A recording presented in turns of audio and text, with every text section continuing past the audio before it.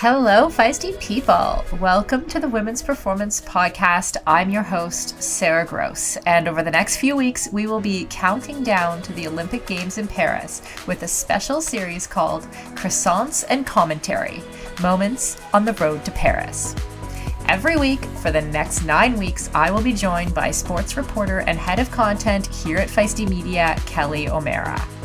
Kelly and I will unpack all things Olympics. We will talk to athletes, coaches, and other experts about everything from peak performance to nutrition, delivering you all the hype every week. Then, once the Olympic Games begin, we will be recording daily podcasts live from Paris with all the behind-the-scenes info. While we regrettably cannot share our Parisian croissants, we can and will share our feisty commentary. So, pull up a chair, grab an espresso, and let us take you to Paris with us. Hello, everybody. Welcome to week 2 of Croissants and Commentary, Moments on the Way to Paris. Kelly, how the hell are you? I feel like it's on the road to Paris, Sarah. Oh, what did I say? The way. On the way. on the way. Whatever. You don't have to take a road. You can take a plane. You can take a boat. That feels very You're just on your way to Paris. Metaphorical for our topic this week. However you get to Paris, right. You do you. Exactly. Because this week we're talking about the selection process and the trials and all of these things that I don't necessarily really understand at all. And then we're going to talk, and then it's going to lead into a discussion, I think, about what the heck is the point of the Olympics anyway. Right. So. I like how you just teased that by you guys should stay around and listen because I know nothing. Oh, yeah. We're relying heavily on Kelly. Oh. In all fairness, though, I think you do we're going to talk about trials because of the whole thing with the Olympics, right? Is you only pay attention every 4 years, but not you, many people. But there's all this stuff that goes into it. And it's this huge, huge moneymaker. And kind of how do we get to this point when, the way that someone gets to that money-making stage is some random event in some town you've never, right? Never been to, can't watch on TV. There's no, so it's, it's all this stuff that happens behind the scenes. Yeah. No matter how you set it up, the trials going to be random to some extent. Yes. And the selection process, which I am actually I'm very interested in and keen to dive into. But Kelly, I need to know first, how's your week been? Have you had a highlight or a sports highlight of the week? Sports highlight? Something that happened? Well, I was telling you, I am punched in the face with allergies. So my personal life highlight has not been high, but I did go to a baseball game.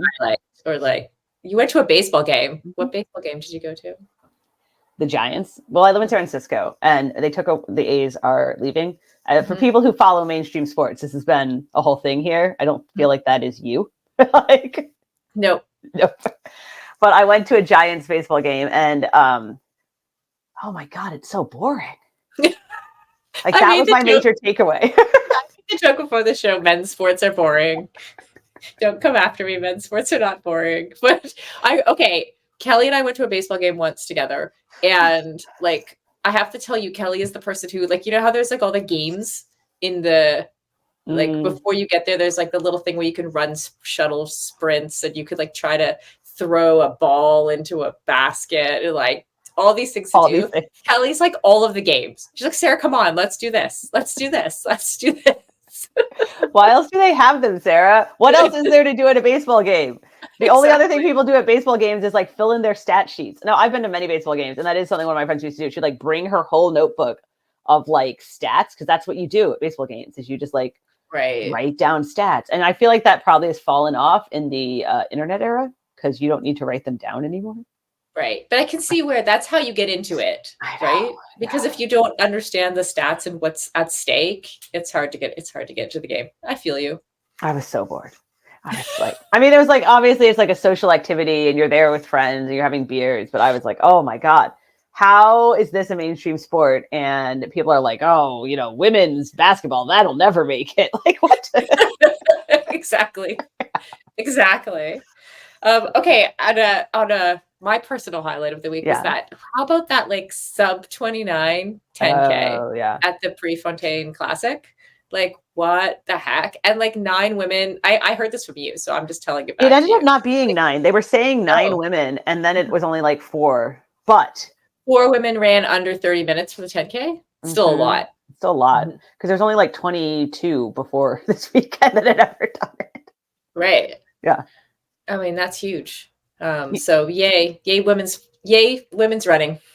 Yeah, he was running. The interesting thing I found about that was, so it was on the track, new world record in the 10K, 28:54, first like sub 29. But the world record on the road is actually like 10 seconds faster than that because of the men, because it's a world record from a mixed race with like the men and women running together. And like, then you're able to like draft and pacing and like all that. Yeah.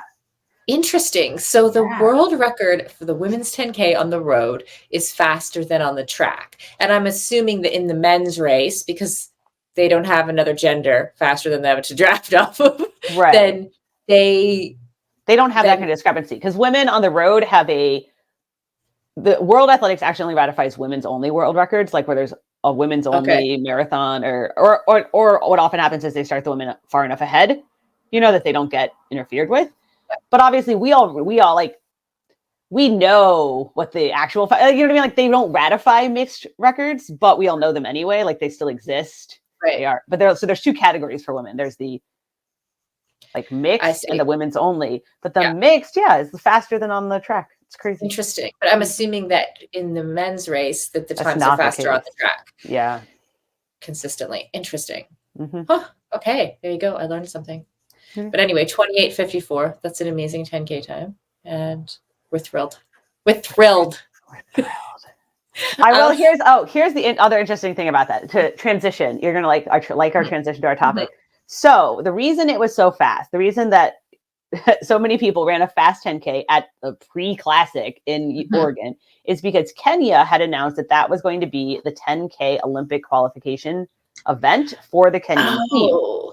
Right. So you got like 9 Kenyan women and then like an Ethiopian and like so that's why. But the other thing that's fascinating is, so the woman in 4th place who then runs like a 29:30 doesn't make the Kenyan team.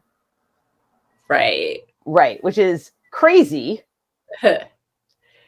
Yeah. Are there sports, like, is it true, like, are there sports where, or if we just opened up the Olympics to like, you could qualified the, the top 30 fastest women in the world qualify for the 10K, would most of them be from like Kenya and Ethiopia? Absolutely. 100%, which obviously is like not really the point of the Olympics. Or like when you look at the Winter Olympics, they had to like stop it from being all Norwegian. It was getting like boring, So there's obviously it's different events for different countries for different events and different sports. But if you just did the best 30 10K runners in the world, it would be like, which is why the Kenyan they have like their own internal national champs. And that's like very, very, very competitive, like very intense, like harder than the world championships.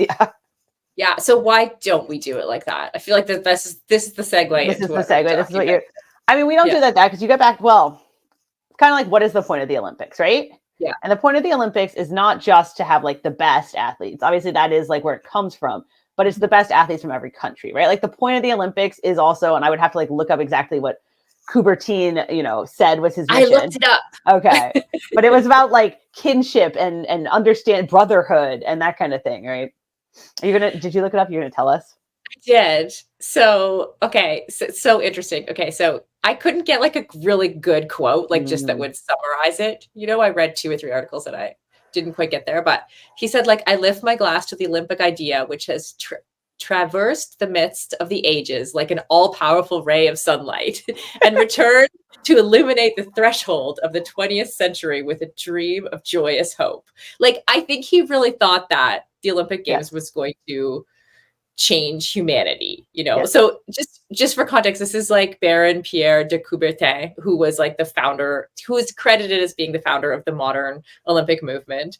But he got mad, like after 1896 in Athens, he complained that like there was too much focus on the sport and not enough focus on like Congress and conference, and like there was no sign of like moral, education or purpose. Like he really was about like how sport was changing society and like international relations, really. And by society and international relations, he meant Western white men.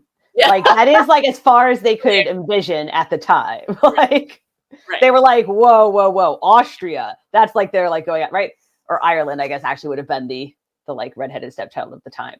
So that was the original idea. And then like, obviously it's like grown and involved over time. So it's like, now we're at this point where that really is the idea of the Olympics, is to like bring together all people, right? Like people from every country, the best of each country come together.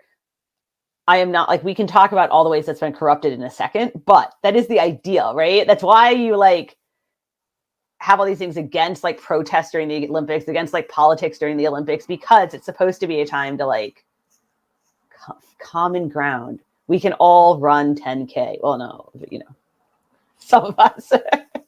Somehow. And then obviously, I mean, women weren't allowed at the first Olympics. The early ones, you know, the early ones actually were, again, like mostly British, French, some Italians, some Americans.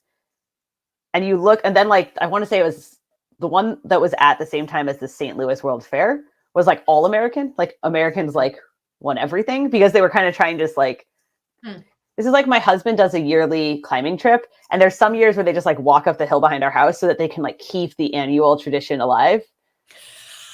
And that's what the 1904, 1908 Olympics were in my head. Yeah. It was all falling apart. So a bunch of guys just went out and competed in a few things. They did a bit of wrestling and like, is that true? Well, there was like the one that was at the same time as the World's Fair, like the right. Yeah. So those early ones, they are like heavily European, heavily American. It's not till later that we get women. It's not till much later that we get like other countries, and obviously that's came with all its own like weird racist ideas and all that. And now it's like really evolved, and now, you know, the Olympics has these like things in it to. There's spots called like new flag spots, which means like a new country, a country that otherwise like wouldn't have a person in that event. Yeah. There's like different criteria for new flag spots. There's universality spots, which used to be called something else, but those are for like, you know, when you watch like the 100-meter dash, like the prelims where there's like people from like every country in the world. Yeah.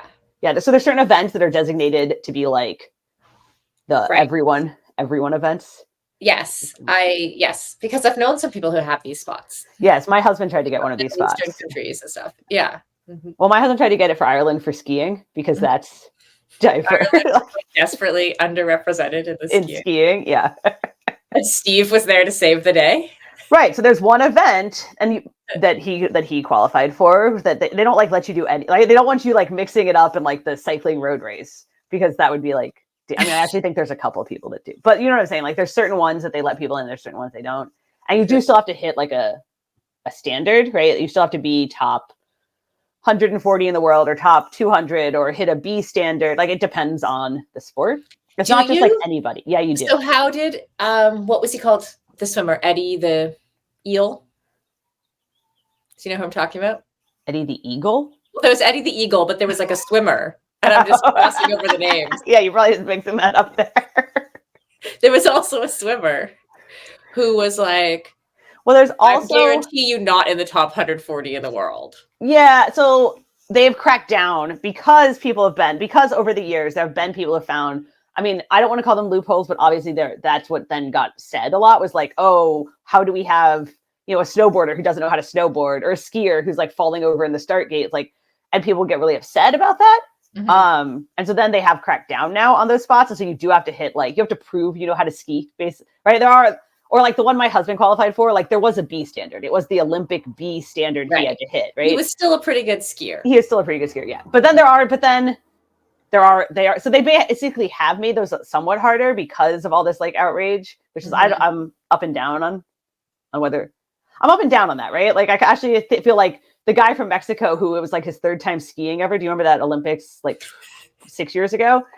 I was actually all like for him, right? Yeah. Apparently the skiers were embarrassed and like fists cracked down then after that because they thought he embarrassed them.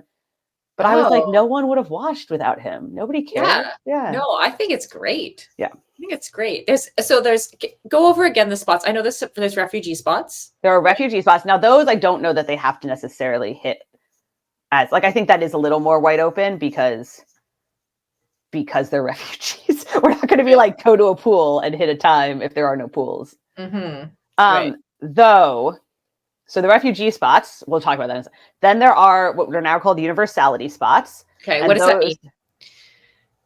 I don't know. I mean, universality means universal, Sarah. I know what universality means. What does it mean in terms of qualifying? It varies. It varies sport by sport. It varies sport by sport. So like triathlon has 4 or 5 universality spots, and the way they allocate them is like kind of like they have certain criteria, like for countries that not otherwise like wouldn't be there. They do have like you have to be top 200 in the world, right? Like there are certain criteria in triathlon. The marathon, for example, has some universality spots, and those just got awarded a week or two ago to like again like some countries that like otherwise wouldn't, or like people who otherwise wouldn't get to go. And there was a lot of controversy because those universality spots then filled up the field in the marathon, and now America's not going to get to send a third person probably. So Americans were like signing a petition to like let our third guy go. I again kind of whatever. New flag spots are like universality spots are kind of by discretion is what I'm trying to say. Like the governing body of that sport sort of just decides like what they're going to do. They're more like it happens in para as well, because para is a lot harder to have competition. Like there are a lot fewer competitions around the world. So universality spots are kind of like not more, but very common. They call them tripartite too, like just to make things more confusing. Whatever. But they kind of just decide, right? Like they just sort of are like, you people have earned this spot, and they just hand them out. But whereas like new flag spots are very distinctly like your country only gets one if your country does not otherwise have an athlete in that event for that gender. Okay. And then those have a higher, like you have to be top 100, or you know what I'm saying? Like those are harder. Yes. I think those are great. You know why? Because it's like it encourages development of that particular sport in that country. That's the idea. It's like the see it, be it thing. Like you have someone who got this spot to the Olympics. You can see them do it, you know, and the kids, the young people and the kids can all aspire. Then they don't sit there and think, oh, well, no one from my country has ever gone to the Olympics. I think like a really interesting example is, I think now, like I'm not 100% sure about this, but back in the day, Flora Duffy, who now is like the Olympic reigning champion, got one of these like, let's get Bermuda. You know, I mean, she was good enough. She was good at the time. She was like 60th or 70th or something in the world. But the Bermuda got like, there's never been a Bermudan triathlete, right? Like, so she got one of those spots. And now this year, there's 3 triathletes from Bermuda. One of them has in a country of 60,000 people. That's insane, by the way. That's insane. That's insane. Yeah. Or one time back in the day, and I'm sorry, I forget her name, and I forget her name, but I interviewed the woman from Bahrain who was the first woman from Bahrain to compete in swimming in the Olympics. And like, if you imagine like in a place where like women are normally covered, right? And it's like, that's the tradition, right? So now you have this whole, and she was a legit swimmer. Like she had an NCAA scholarship. She wasn't like, she like knew how to, she was a good swimmer. She was a good swimmer. Yeah. And so like but you could see it, like when I was in Bahrain, you could see that she had definitely encouraged a generation of girls to take up swimming, which I think is fantastic. And that's part of the purpose and part of like, you know, de Courbetín's original goal of like, it's, you know, it needs to be about making society better. Sure. Is that a plane in the background? Are you on a plane? No. It's and like on a plane, you know how I do. Yeah, sure. And like the first I interviewed 2 years ago the first pro triathlete from Guam. Which is like a tiny island. She like has to bike circles around the island, you know what I mean? Like, and now she's about to get one of the new flag spots. And so that's like just, you know, I think that is really cool. I know like again, it's been highly controversial recently because I don't know, because people get worked up, right? But because like, for example, in the marathon, the US men aren't going to get to send their third person because they filled it up. Or you look at like triathlon, which we can talk about specifics now in a second, but like triathlon, like you have 4 French men or 4 British women who could all medal. And then there's people who are like, oh, that 4th person doesn't get to go. And we're going to send somebody who's going to get lapped on the. And so people get upset about that because somebody, by definition, someone is missing out, of course, because there's only so many spots. Yeah, makes sense. Yeah. But I feel like it's kind of the point. Yeah. So I think, okay, I would love for you to unpack for us like how the trials work. I'm aware, like as a Canadian, I'm aware that there's like the Olympic trials in the US. It's like a whole thing. It's a whole Like thing. people try to qualify for the Olympic trials as like the pinnacle Mm-hmm. of their sporting career, right? A few years ago, I went to Atlanta for the marathon trials for, well, I guess it was both the men's and women's trials. And But you didn't that care about the men.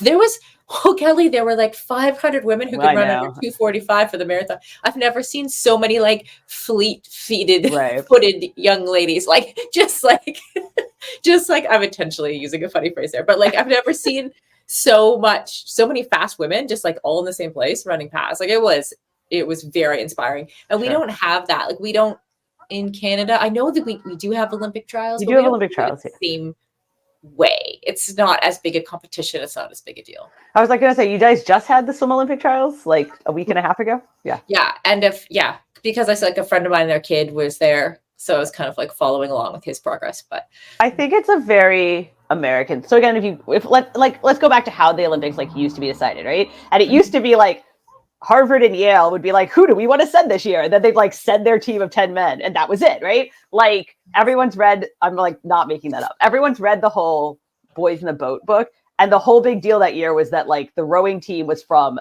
the University of Washington, right? And they almost didn't get to go because they like didn't have the money. So it was basically like who could afford to pay their own way, who were the upper crust, the kind of like the boys we want to have representing us over there. Mm-hmm. And that was just who went. And so like, and I think that was like baked. I'm picking the US because I like obviously know the US, but I think that's sort of baked into how everyone did it, right? You have like the Roger Bannisters of like, right? Like that's just, yeah. Or even the people, like even from the point of view of like the folks who can afford to take the time to be that good at sport. So like there was definitely and because the Olympics has a history of amateurism, up until relatively recently in Olympic history, it's like not only the people who can afford to do sport at a high level, but they can afford to like do more of it, not necessarily work full time, like can afford the like even the idea of amateurism is really like the hobby farmer, the gentleman runner, right? The like, in my free time, I go down to the club. Yes. Yeah. It was definitely a different value system than us. We're like, now we're like, people work hard. They sacrifice everything to get there. These are more the stories that we tell. Whereas like back then it was like, I just showed up and won. Amazing. So that's very much how it was. And then the trials, like you look at, in the same way that the US adopted standardized testing as a way, I know there's lots of problems with standardized testing, but it was adopted as a way to get out of the whole like, oh yes, my grandson will go to your school, right? Like we were going to create a objective marker that anyone could like study and take this test and get into the best schools, right? Like that. And the trials kind of came out in the same way, like time period, right? That we as a country, the US, very deeply, deeply believes in meritocracy to a fault, like to our own detriment at this point, because we use like the lie of meritocracy to justify a lot of ills in America. But we very deeply believe in that. And so we were like, we wanted to create a system whereby we knew that the best 3 or 2 would go to the Olympics, as opposed to like, right? So it was like, we want to have this thing, and then they will be the best in the country, and they will go. And like theoretically, that's great, right? But then theoretically, the SATs are great, right? Like that's the whole idea. Totally. And then like what happens when? So does that system of the trials create the best performances in the Olympic Games? Probably not, right? Like, so that's the whole, like, so we still very, very, very deeply cling to a trials, right? And we still have them for swimming, for track, for gymnastics. Well, gymnastics is a little more mixed for right? Like we still very much have a trials, and it's like best 3 go. Now, of course, the problem is, and there's like countless examples of this, is that like, one, you could have the best people in the world. Like you could have the gold medal favorite who flats on their bike that day, or gets sick that day, or like is hurt now, but actually would be totally on form a month and a half later. And so that's like, there's a ton of examples of that throughout the years. And so of course, then there's this concern, like, or so you have all those examples, or you have the thing where like, okay, this person was able to be top 3, trials because they peaked and they went all out and they killed themselves and they had to get carried to the hospital after. But then are they going to perform like that well 4 or 5 weeks later? Like, I can tell you, Kelly, I can tell you from personal experience, my fastest 10K ever was when I was trying out to be on the Scottish national team for triathlon, because you had to meet the A standard in either the swim or the run. And I was like, I could do the B standard in the swim, so that's fine. I mean, it had to still hit the B standard, you know, but the A standard I was like, this is my chance. I never run that fast for 10K again, which is like completely against like the whole purpose, which is like, we should have been trying to like develop me into someone who could run a even faster 10K, right? So I can see where you end up in this kind of situation where someone's like, they put in every single ounce of everything they have into getting to the games and then don't perform. Yeah. And I think in this era where like medal counts are really important to a lot of countries and to like funding and all that, a lot of people are concerned that that's not like giving us the best team on the day, right? But then what's the alternative is a selection committee that sits around and decides who's going to do best. Right. And that's like, I think we can all, like, I know there are people out there who think that is the way to go. But then you get down to like, well, who gets to decide? Are they going to have biases? Of course they're going to have biases. Are they going to necessarily know, right? Like, you look at the marathon Olympic trials, again, like in the US, we had those this year. And the 3 women, of those 3, only 1 I would have picked, right? And then you're like, well, am I wrong? Or are they wrong? And maybe I was wrong. Right? Like, it's just sort of, you don't leave yourself open for possibilities. Right. Exactly. So wait, the countries that don't have trials? It's basically everyone except the US and Canada. Okay. So what do they do? How do they select? Right. So I think a lot of countries do a combo thing where there's some kind of set criteria. Like if you win the world championships or if you podium at the world championships, you automatically get your spot. Or they create a list, right? Like let's look at triathlon, because the triathlon qualification period just ended this past weekend. So you're here. So it's been in the news a lot.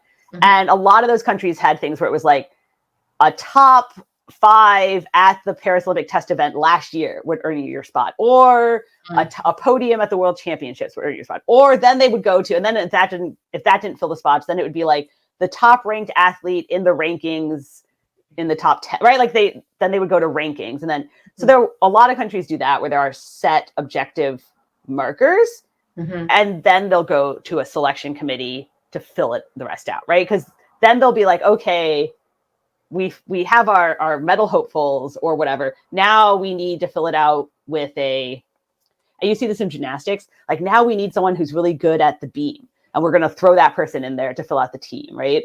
Because that's the way gymnastics works now in the US, is you can earn, like if you win nationals, you can earn 2 people can earn a spot, and then they fill it out with picks. Interesting. Yeah. And I think so triathlon basically all works that way. Cycling all works that way. A lot of countries work that way for all of their sports. I actually think that's probably the best, because it still leaves you the chance that you can like write your own destiny.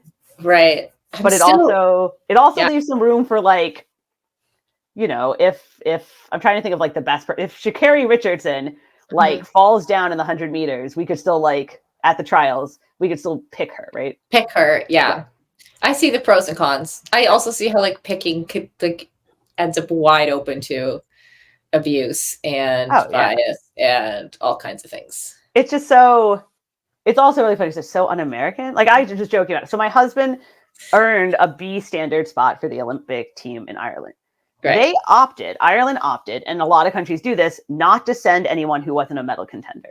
Like Britain will do that sometimes. Canada's done that in running, where they're like, we're only going to. Right. So this was not, they didn't say they were going to do that in the Irish criteria. They just decided. So they just decided he was not selected. They weren't going to fill out the team. Right. The spot rolled down to another country, actually rolled to the US. Now, if that happened in the US, because it wasn't written into their criteria, and it's very, like there would have been a law, right? Like there's a very clear, like there would have been a appeal. There would have been a lawsuit. Like you could not do that in the US because like it must be as it is written, because we are very clear. But in Ireland, but there it was just like, oh, well, that's a shame. Okay, so can you explain, like, we recently had our triathlete Taylor Knibb. Mm-hmm. I don't know if anyone can fully explain this situation, I but figured it out. It took you me a figured it while. out? Okay. So she qualified for the Olympics at the test event in Paris last year In by winning triathlon. in She got triathlon. 5th place, but Oh, she she got fifth place, but she was the yeah, top 5th. American. Yes. Okay. So that's how she qualified. So she's pre-qualified like a year ahead of time for the Olympics in triathlon. I mean, just as a side, we saw her in Kona. We talked to her. We interviewed her. She came fourth of the Ironman World Right. Championships, In which is like, between, she also like won 70.3 worlds, did her first ever Ironman, got 4th at the World Championships. like just like a amazing athlete, Right, clearly, right? And she also did have a stint as a pro cyclist, which we talked to her about, right? Am I right about that? Well, yeah. So she had a pro cycling contract, but she was only racing like time trials. If that makes sense. Like she never has done a pro road race, which Right. only matters because of where we're going with this conversation. Right. So then recently she qualified by winning the U.S. National Time Trial Championship. And so she automatically qualified for the Olympics for the time trial. Am I right about that? Yes. But then that potentially gave her a spot on the road team as well, which like seems like a weird qualifying system. So I went and I read the U.S. cycling criteria, right? And so the way they like criteria are always written as like an if X, then Y, but if X doesn't happen, then Z. And if X and Y don't happen, then right. Like, so it's always this like, so yeah, it's like very confusing. Yeah. Right. So but that being said, there's basically a clause where like, yeah, you win the the US has 2 spots in the time trial and 2 spots in the road race. And they decided that the way they were going to do like automatic qualification, because road races can be weird, you know what I mean? Like, was either you like win the worlds or podium at worlds in the road race or the time trial, you win a stage of one of the grand tours or the grand tour, right? So there were ways that you could have gotten your automatic spot before that, if that makes sense, but only one person had. So there was still a spot left. And so then the next one went to whoever wins the nationals in the time trial, because the logic I think there was like, well, this person's the best time trialist, then they can do the time trial. And the logic was, if at that point nobody had won a grand tour and nobody had won a world championship, then also this person obviously is a good cyclist, like they should also get a spot in the road race, right? Right. So she kind of like got one almost on accident, if that makes sense. Yeah. So like, I think, yeah, for anyone outside of cycling to understand, it's sort of like, in the world of cycling, the idea that you would win the time trial and not be great at road racing or not be like extremely great, it's like Olympic level great at road racing, is kind of unheard of. So for someone to like kind of launch in and potentially like, just not have the exact skill level as like an Olympic road racer would have is such an unusual situation. It's such like, to be totally clear, like the woman she beat by 11 seconds in the time trial, who got second, then went on and won the national title in the road race, won a stage at the Vuelta, but that hadn't been one of the ones that qualified you for. So anyway, so she's a very, very good international pro cyclist road racer. So it like wouldn't have been a problem. It would have completely made sense if she had got that spot. But Taylor Knibb got the spot, and Taylor Knibb has never done a pro road race in her life. So she is not going to do the road race. She said she's not going to do the road race.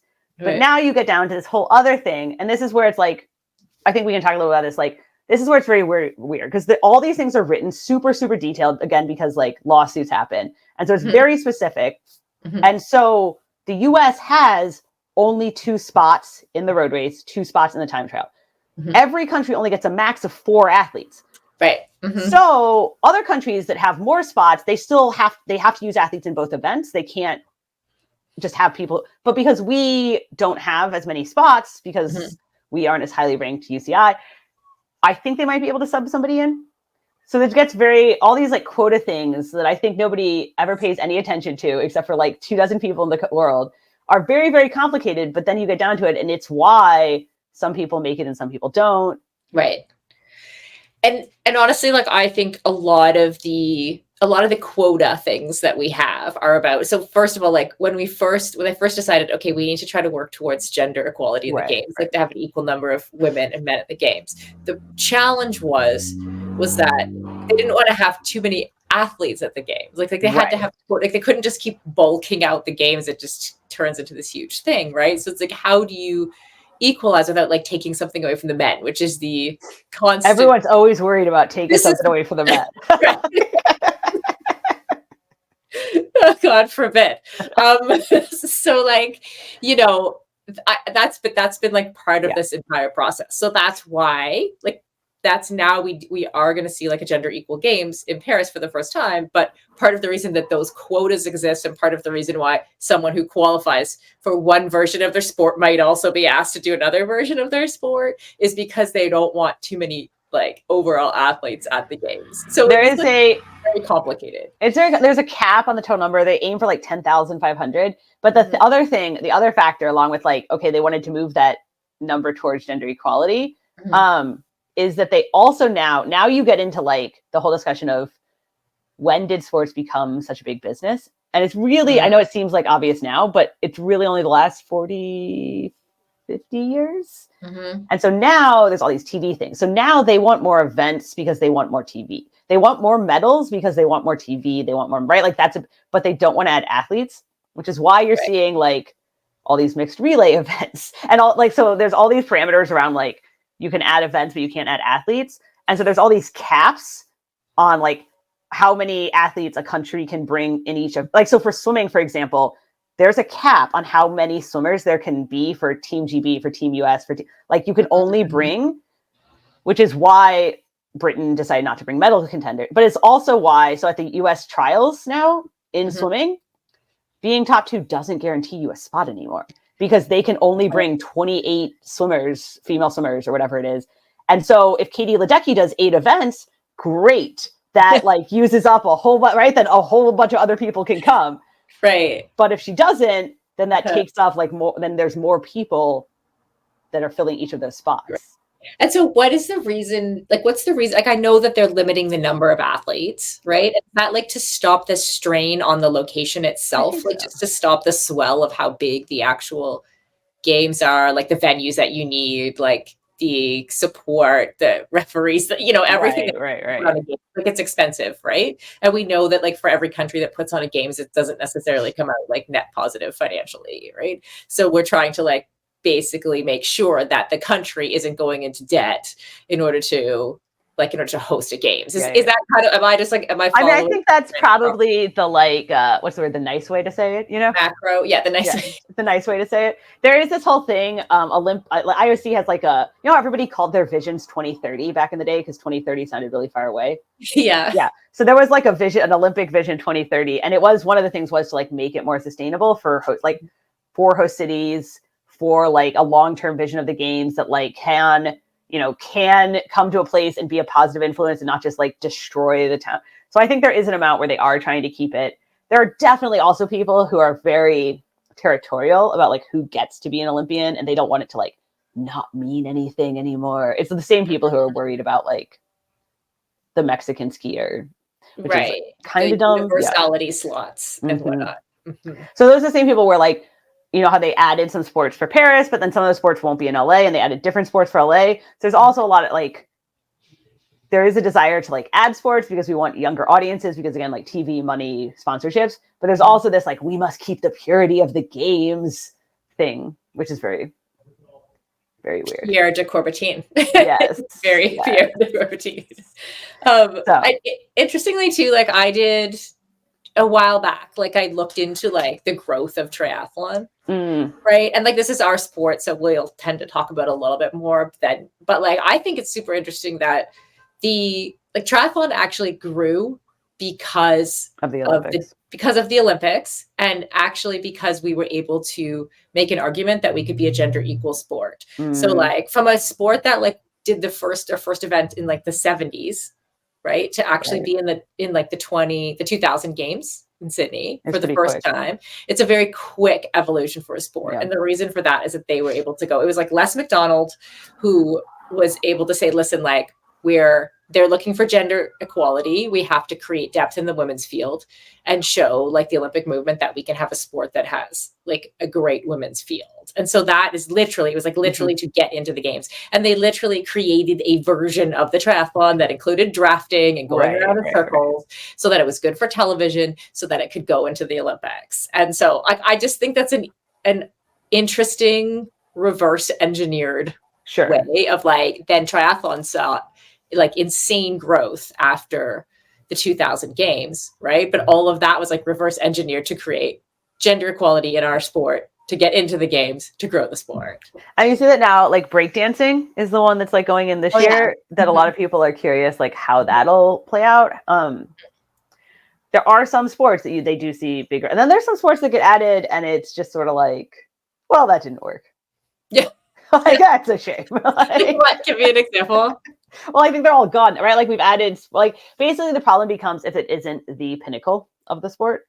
It's like baseball and soft, like, and the thing that sucks about baseball not being in the Olympics, or like, I actually don't remember if it got added back for LA or not, because they're always adding and taking it out. But the thing that sucks about that is that then softball gets pulled too. And for softball, it actually is the pinnacle. So you're like, this whole gender equality battle takes us down with it sometimes, you know? Yeah, not surprisingly. Okay, so Kelly, I asked, like, when I knew our discussion for this week, I asked ChatGPT, what is the point of the Olympic Games? And okay, so I think we should discuss the answers. There's 8 points here. Okay, so number one is promoting peace and unity. Agree or disagree? I mean, that's definitely what they would say. That's the whole like Korea's walking in together. Do you remember that opening ceremony? Yeah. Yeah, I agree. Celebrating athletic excellence. Sure. It's an easy one. Yeah. Check. Okay. It's number 2 though. It's just like interesting, right? Cultural exchange and understanding. Yeah, that's like, yeah, I think that's one of the, I think that was his whole mission. Pierre's mission. Yeah. Inspiring future generations. Right. I don't actually care that much about that, but it is a big thing. I think it's important. I think it is. I mean, I know. I always feel like everyone's always worried about inspiring. And it's sort of like one of those things about like, well, what about when those people become adults? Like, are they just supposed, like, I always just feel like it, whenever everyone always worries about their kid, it's like, well, then when your kid grows up and they're just worried about their kid, are you going to, what's the point? Like, what's the end game? That's all I ever think about. Well, right. But if you, for example, like if the end game could be not just the inspiring, but like by doing their sport, they're also inspiring. Like these things are not mutually exclusive. Sure.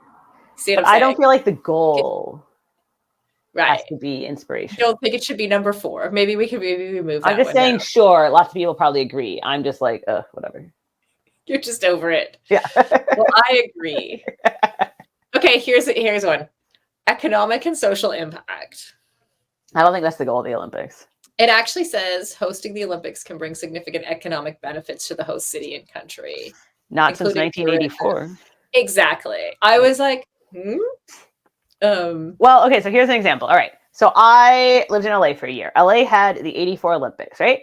It was the last Olympics where the commercial model behind the scenes, which like a lot of people are like, was different than it is now. And the city retained a lot of the rights, like the sponsorship rights and revenue rights. So LA actually made money off that Olympics. And to this day, they have an LA 84 foundation that funds like all the public pools in the city. There's all these, like I used to swim at pool, like they funded kids programs to like, swimming was big for whatever reason. So it funds all these learn to swim programs.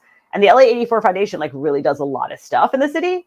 But then coming out of that, the IOC basically was like, well, we would like that money. And they changed how that revenue share works. And so now it's actually quite hard to make money. Yeah. I feel like that's a bit of like something that the Olympic movement wants everyone to believe. Right. Necessarily. Right. Although it does say it can leave a lasting legacy in terms of sports facilities and urban improvents. So ChatGPT says it can. Promotion of fair play and integrity. I feel like that one would be up for debate, right? We've maybe slid back in some ways. Yeah. Well, maybe we'll talk about like doping and that kind of stuff in a future episode. Sure. I Yeah, would I feel think. like we don't need to tackle the whole We don't have to doping. get all today. No. Yeah. Okay, historical and symbolic significance. That's the point of the Olympics? Like, that's a point? I don't think that can be a point. You cannot answer what is the point with the answer being it is significant. That is not an answer. Right. But I think I think, not that I'm like the defender of OpenAI, but like I think potentially it's the historical connection to our Sure athletic roots, if you will. Forefathers, yeah. Okay, and the last one, I thought this was interesting, is the advancement of gender equality. Again, I don't know that that's the point. I'm sure like IOC would want you to believe that now. And yes, this is like the first gender equal Olympics. Mm-hmm. And the Olympics has certainly been better on that than like than any other sports institution, right? But I don't know that that's the point. Like, I don't think that was like the goal when we were like mimicking naked men from Greece, like going out. That's like where this came from, right? Like in the modern Olympics was like, let's mimic what the Greek men used to do when they like wrestled naked and like argued about Aristotle. Like that was the point was not gender equality. The point was like men being men. Yeah. Yeah. Like the point. Yes. Gender equality was definitely not on the agenda of the original modern Olympic Games, nor the ancient Olympic Games. But we've come a long way. We have. So there you go. Mm-hmm. But, the trials are coming up, mm-hmm. like you mentioned. They're a big deal here. And I think we kind of have hinted at, like, it can kind of change a lot of people's lives, right? Like, I think that's why people get so into the trials, get so into the Olympics, because it really, I know people personally that I'm like, dude, your life might change this summer, right? Like, and that's mm-hmm. crazy when you think about it. And it's mm-hmm. crazy, and not to be all like, I do get over the whole inspo thing, but then that could inspire somebody else, and you just don't know like who's going to be the person that watches that. Yeah. Yep. Well, I agree. I used to love watching the Olympic Games. I still do. The Olympics, yeah. Yeah, it's because we find it inspiring. Kelly, I'm calling you on your shit on the inspiring thing. You find it inspiring. Oh, I love the Olympics. Watch it because you find it inspiring. And I find inspiration as a primary goal problematic because it puts then your personal achievements as it reflects them as only like being important as long as they're important to others. When in mm-hmm. reality, whether or not anybody watches you do something amazing does not matter, right? Like you did it because like if nobody had watched Jasmine Paris win Barclays, like she still would have won Barclays, or not won because you don't win Barclays, but like she would have finished Barclays and it mm-hmm. still would have meant everything to her. So that's why I find the whole like inspiration, like, and it's so framed in gender. That's why I find it super problematic. If that makes sense. I don't like it. I agree with all of those things. I also think as one of a list of 8. It's okay. It's acceptable. I'm good with it. I mean, Jasmine Paris inspired me, and I'm never going to go do the Barclays marathons. No. Mm-hmm. I did before we get back to the Olympics, I was running one of my long ultra trail run. You just talk to whoever's around you. And the guy I was running with was absolutely convinced after seeing that he could finish 3 laps at Barclays, no problem. And I was like, no, you cannot. Like, you are about the same speed as me. And mm-hmm. no, you cannot. Like, mm-hmm. absolutely. But it made it seem possible. It made it seem possible. See, he was inspired. He was inspired. He was inspired, Kelly. I will tell you, though, that like, and I don't know, maybe, I don't know if you've ever been to the Olympics. I've been to the Olympics. Like, it does have, for all that, you know, there are these huge, huge problems now with countries hosting and like the money then also distorts the incentives and all this stuff. It does change like a town and a place. And so like France is ready for a home. Like they are very, very pumped about what this could mean for France. Like, and like that triathlon, because they care a lot about triathlon, is set up to be a like French athlete winning in front of the Eiffel Tower on primetime TV. You know what I mean? Like they have set up that way. And when I talk to people, because I've talked to a lot of like USOPC and like Olympic people here in the US, and we have LA next. And my husband like works in California, right? Everyone is already not just like looking ahead to LA, but looking to if we can get some, if what happens, if what should happen happens, and we like, you know, have like huge numbers of kids watching and huge numbers of people watching, and you get these right, and Americans win in America, in LA, can we be ready to capitalize on that, right? Like, can we have the resources and the programs and the coaches and the infrastructure for that influx then after? Right, like post 2028. Yeah. Right. I think you can. You think we can? There you go. I'm excited. I'm excited to be in Paris this summer. I'm excited to see the games come back to North American soil. North American soil. So it's going to be a cool few years coming out of, like we talked about last week, like coming out of Beijing, Tokyo, like where we didn't, because of COVID and various other things, like didn't have the crowds.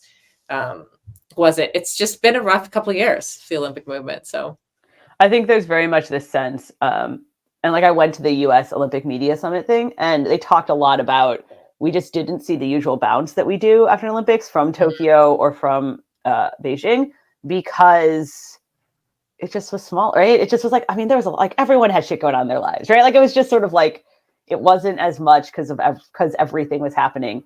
And so there's really the sense that like this summer is going to be all this like there's pent up inspiration waiting to happen. Yeah. I think we're seeing that elsewhere in other industries. Like I think we're seeing it, for example, like the music industry is booming in terms of live events right now. Sure. Like when you go, like my daughter's super into music, right? So she's like, the number of the concert lists that she sends me, like there's events like people are getting out and doing things, right? And I think that just like generally happening in the world is going to lead to like a really big turnout in Paris, really big viewership, and a lot of excitement. And I do think it will also, the other thing is, the reason I think you and I always loved the Olympics as kids, and probably still do, is because it is like, it has historically been the only time you really saw women's sports, and it still is one of the premier stages. And you put that on top of a time when I was at some like dumbass political fundraiser last night, and somebody was like telling me, they were like, oh, they were talking about Premier League soccer, and they were like, oh, is there like women's on that too? And I was like, yes, there is. They're like, I never hear about it. And I was like, well, I hear about it all the time. And they were, and anyway, then they start telling me about, you know, like, oh yeah, the basketball and the Olympics this year. And so I think there's just like, there's this energy, there's appetite right now, and it's going to feed that. And that's why I was joking about like, you have friends that you're like, your life may blow up this summer because there's an appetite for like another Caitlin Clark, not to be right, but there's like, people are ready and they want to watch it and they want to see it. And and they're more than ever ready to watch the women. Yes. And I'm also like I'm actually super ready to watch some other sports too. Oh yeah, not basketball. You know what I mean? Like I love basketball. That's great. However, you know, I love the diving. I love the swimming. Like these are not things, I know that there are other competitions. I know I could watch it during the year, but I don't. Right. I always get into like one really randomly. I always get into like one, and I never know what it's going to be. Last time it was fencing. Got really into fencing. Yeah. Suddenly, then you like, then all of a sudden, you know, you don't know anything about gymnastics for 4 years. And all of a sudden you are like, how could they call that? That is ridiculous. Exactly. Yeah. So I'm excited for that too. So Kelly, amazing. What are we going to talk about next week? So I think we're going to look back a little bit more at the history. We have a guest coming next week to talk about how running has shaped our understanding of like physiology, particularly women's physiology. And like, because a lot of our understanding of science and sports and medicine, or of science and medicine and, you know, what we can do with our bodies has come from sports. So we're going to look a little more at that. And then we are going to start diving into like topics that we know are going to be big this year, like mental health, like postpartum, you know, return to training, like nutrition and fueling, doping. I want to talk about para one week too, because I've talked to a lot of para athletes, and this may be one of the first years where they're really getting treated not equally. Like I know they still get shortchanged a lot, but they're getting like actual prize money, not prize money because they don't do, but medal bonuses from the US. Right. Yeah. So we're going to talk about like all those topics. Amazing.